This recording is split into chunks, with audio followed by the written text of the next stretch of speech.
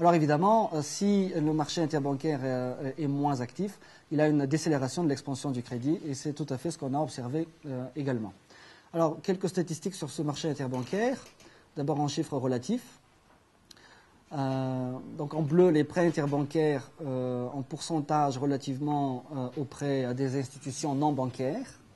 On voit bien que ça a toujours fluctué aux alentours de 50% depuis la création de la zone euro et que depuis la crise, ça a baissé plutôt jusqu'à 40%. C'est quand même 20% du bilan total des banques en zone euro. En chiffre absolu, on est aux alentours de 6 000 milliards.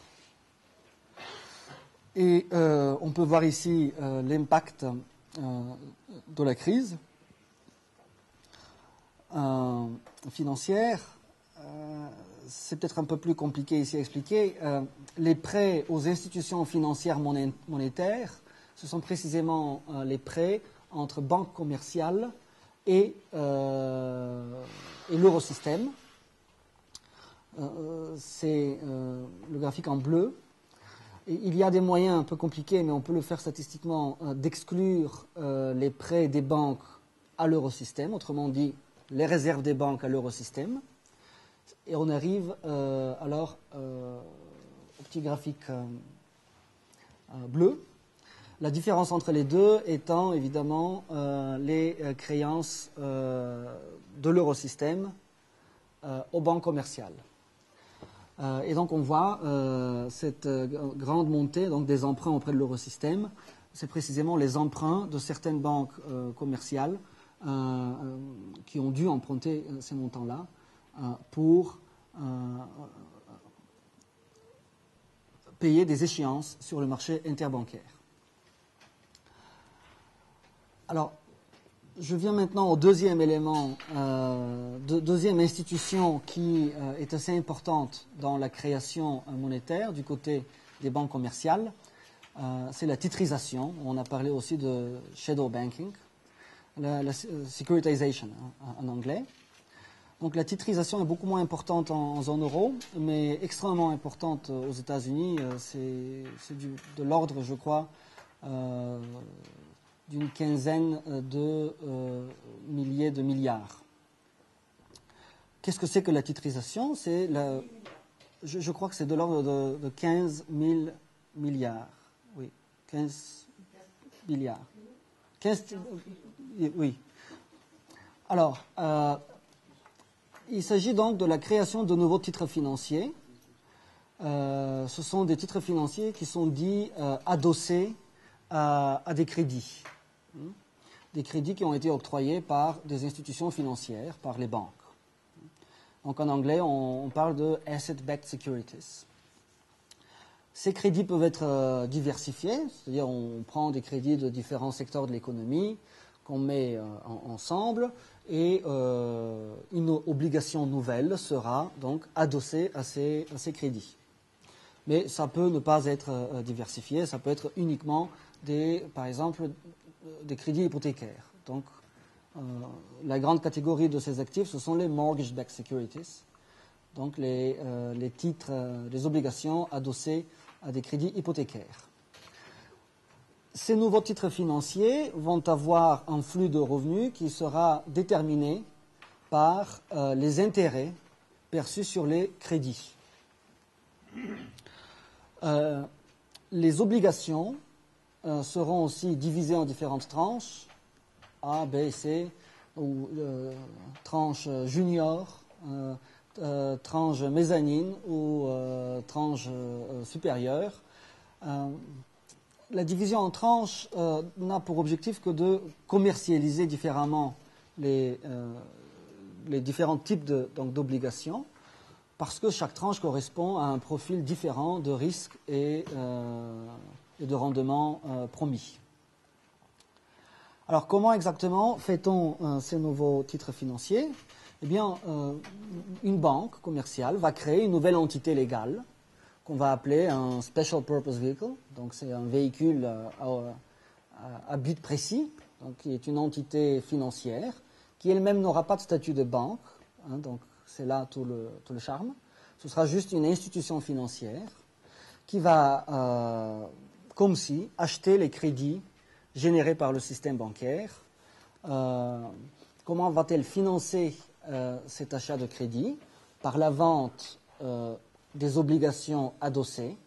Elle va les vendre à des investisseurs potentiels. Et comment ces investisseurs vont-ils pouvoir financer l'achat des nouveaux titres financiers? Eh bien, en utilisant une partie de la monnaie en circulation. Donc, en réalité, qu'est-ce que c'est que la titrisation et pourquoi j'en parle dans le cadre de la création monétaire? Eh bien, c'est une technique de stérilisation d'une partie de la masse monétaire qui va se retrouver bloquée dans ce véhicule spécifique. Donc, la banque commerciale ou le système de banque commerciale qui fait de l'expansion de crédit va pouvoir progressivement déplacer une partie des crédits déjà créés vers des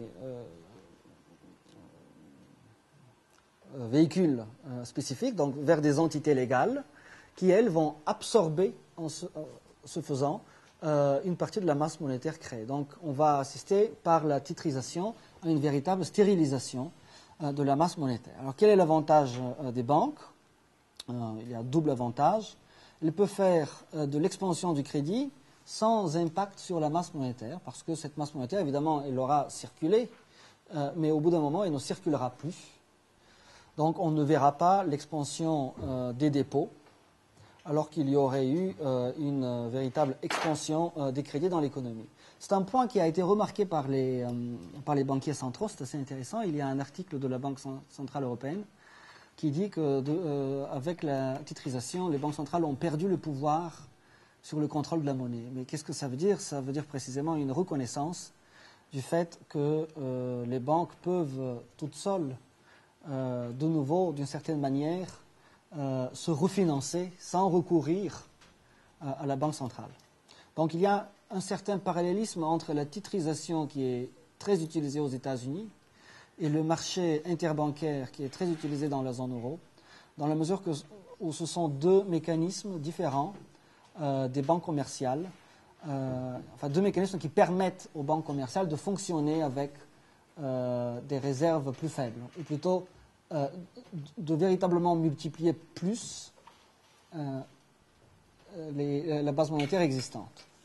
Alors aussi, du fait que les crédits vont quitter le bilan des banques, il y aura une diminution des besoins en capitaux propres des banques, et c'est là donc toutes les institutions financières doivent détenir à chaque moment un niveau de capitaux propres qui est lié à la valeur de leurs actifs pondérés au risque. Et à chaque fois que les banques transfèrent des actifs risqués vers une entité qui peut être liée à la structure de propriété du groupe, mais qui n'est pas une banque, elles font en fait de l'arbitrage réglementaire d'une certaine manière et n'ont plus besoin de garder des capitaux propres. Parce que le SPV, le fameux véhicule, lui, ce n'est pas une banque et il n'est pas obligé de détenir 4 ou 8% de la valeur des actifs pondérés au risque en capitaux. Et donc le fonctionnement des banques devient moins cher, parce que les capitaux propres, il faut les rémunérer. Donc voilà les deux mécanismes liés à l'expansion par les banques dont je voulais vous parler. Maintenant, on peut passer à ce que les banques commerciales, les banques centrales, pardon, elles-mêmes font dans la zone euro. Dans la zone euro, assez souvent on dit la BCE a fait ceci, la BCE a fait cela. C'est un petit peu trompeur. La BCE a fait très peu de choses elle-même pendant la crise. C'est l'eurosystème. Alors, qu'est-ce que c'est que l'eurosystème? C'est l'ensemble des 16 banques, ou 17 maintenant, 17, oui, banques centrales nationales qui font partie de la zone euro et la Banque centrale européenne elle-même. Et ce que j'ai représenté ici, c'est donc le bilan des actifs consolidés de l'eurosystème. Toutes les opérations de politique monétaire dont je vais discuter maintenant sont techniquement réalisées par les banques centrales nationales. La BCE, elle, ne fait rien. C'est un écran vide. La BCE ne fait que la coopération internationale. Donc, je vais revenir sur ce point-là. Donc ici, il y a les actifs consolidés. Donc, consolidés, ça veut dire que toutes les créances internes entre banques centrales nationales ont été compensées. Et on pourrait peut-être discuter de ces créances internes qu'on appelle les créances Target 2, qui ont été largement discutées. Alors, donc ici on voit d'abord les titres financiers qui ont considérablement augmenté. Donc ceci représente le bilan depuis fin août 2008, hein, donc juste avant Lehman Brothers. Nous avons ensuite les opérations de politique monétaire que je vais discuter, les autres créances domestiques, les autres actifs, les créances domestiques en devises. Donc ça, c'est un point qui est aussi important. Ça fait trait à la coopération internationale, précisément, que je vais discuter. Donc ce sont des créances sur des établissements de la zone euro, mais en devises, en dollars en l'occurrence. Les prêts aux États, c'est un résidu d'avant la création de l'eurosystème. C'est un montant marginal qui ne fait que diminuer. Les titres sur or, enfin or et titres sur or, puisqu'on ne peut pas distinguer, qui ont beaucoup augmenté dû à la hausse du prix. Les créances externes en euros, donc c'est toutes les créances que l'eurosystème aurait fait en euros à des établissements qui ne font pas partie de la zone euro. Par exemple, un crédit en euros à une autre banque centrale. Et les créances externes en devises. Donc ce sont tous les créances externes que les banques centrales reçoivent lorsque des établissements de la zone euro déposent des devises. Alors, évidemment, le même bilan, on peut le voir du côté des passifs, où il y a avant tout... qu'est-ce que c'est que le passif d'une banque de l'eurosystème? C'est précisément la base monétaire, avec quelques autres éléments qu'on ne classe pas dans la base monétaire, mais qu'on pourrait. Donc, il y a les billets, les dépôts des banques, on voit, très fluctuants. C'est précisément de cela qu'on va discuter. Les engagements externes en euros. Alors, ce sont tout simplement les dépôts de toutes les institutions qui ne sont pas des banques de la zone euro, mais ce sont des dépôts en euros. Par exemple, une banque américaine qui aurait reçu un paiement en euros et qui a un compte à la BCE. Alors, très probablement, ce n'est pas la banque américaine commerciale, mais c'est plutôt la Fed, parce qu'une banque américaine qui reçoit un paiement en euros, qu'elle veut déposer à la Fed, ou qu'elle veut transformer en dollars, peu importe, à un moment donné, c'est la Fed, c'est une autre banque centrale qui va se retrouver avec des euros, et ça apparaît ici. Des engagements vis-à-vis des institutions qui ne sont pas des banques. En réalité, ce sont les comptes des gouvernements, parce que les banques centrales jouent le rôle de banquiers des gouvernements. Bon, il y a quelques autres passifs. Le capital des banques centrales de la zone euro, d'autres engagements externes et les comptes de réévaluation qui correspondent à l'appréciation des actifs en or. Voilà. Alors, quelques questions d'abord théoriques avant de passer au détail un petit peu des différentes opérations que les banques centrales ont réalisées depuis la crise. Alors, est-ce qu'il est vrai que les banques centrales modernes tournent véritablement la planche à billets comme on nous le dit? En réalité, oui. Même si certains essayons de nous faire croire le contraire. La raison en est assez simple. Donc, chaque banque centrale a un contrôle total sur la base monétaire. C'est la première des choses à dire.